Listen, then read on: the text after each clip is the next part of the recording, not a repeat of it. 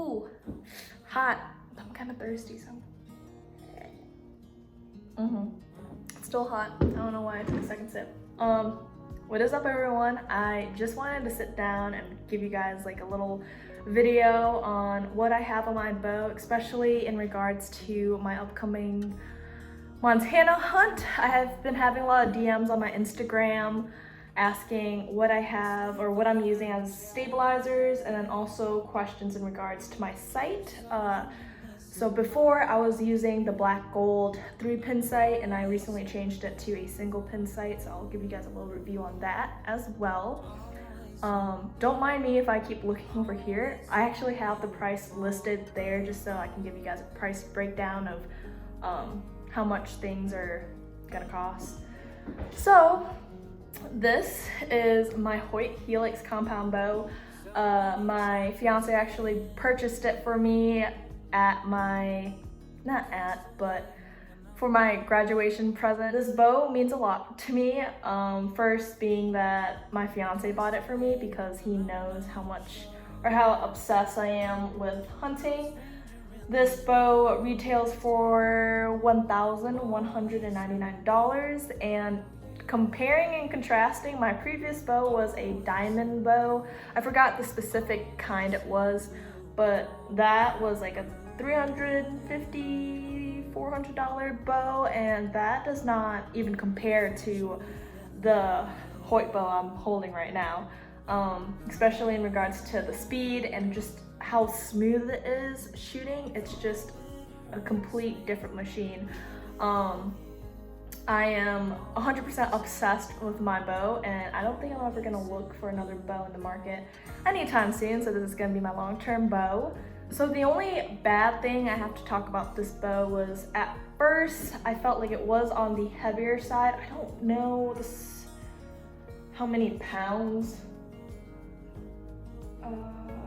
Yeah, I don't, by no means am I a bow expert, but I don't really know how many pounds this bow weighs. It is on the heavier side, so it took me some time just to get used to it and even holding it up, and that is when I get into the stabilizers.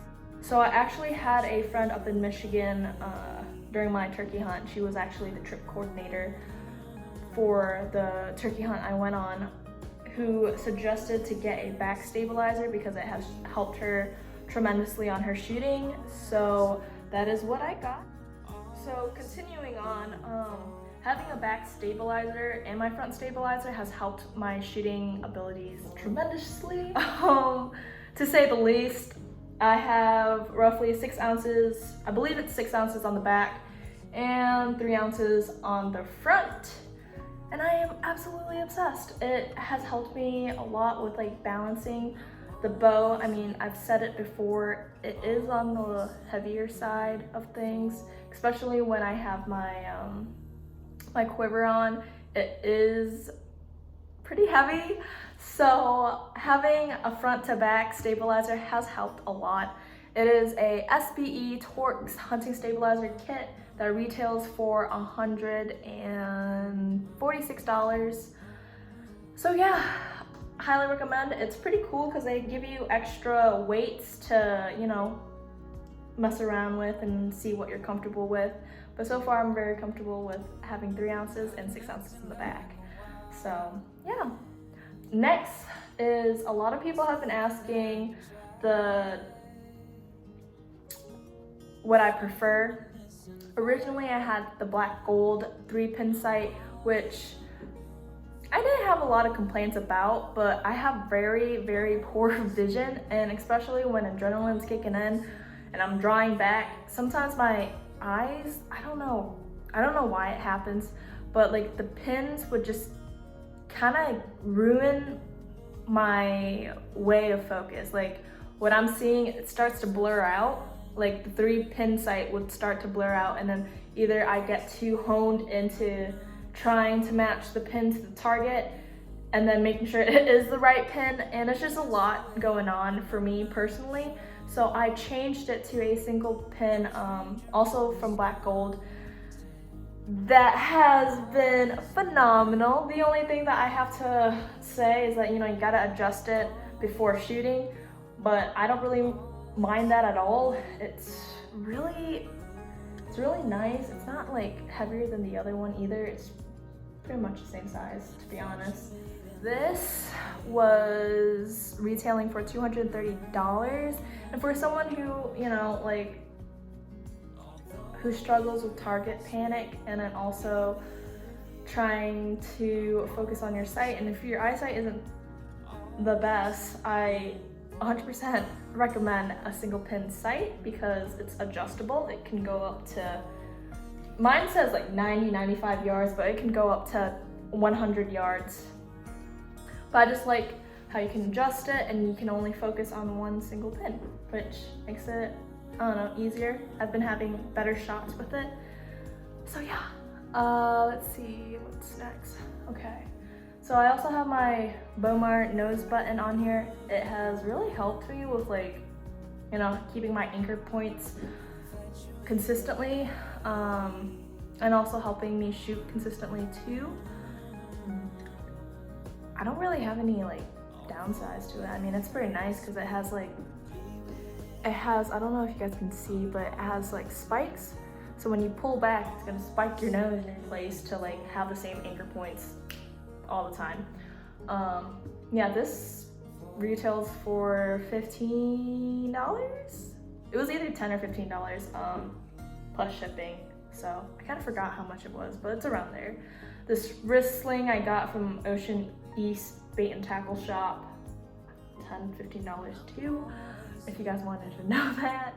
Next is my Ultra Rest HDX drop away rest, and before I was using a whisker biscuit on my diamond bow, which can't even compare. Like, I also love my drop away rest, and this retails for $139. So yeah, isn't it crazy? Like, little piece is like $200, $150. It's like, everything is expensive. Hunting is expensive. So don't go into it if you're broke. That's all I gotta say. And I did. And now, I mean, if you guys really want to start, I'd say save up the money and get the bow that you actually want and are comfortable shooting, because originally I really wanted to start out hunting. So I spent a lot of money on my diamond bow, which isn't bad. It's a really great beginner bow, and also it's super light to carry around. But I don't know, like, now I just would rather spend a lot of money on a expensive bow that I know I'm gonna use for a long time. And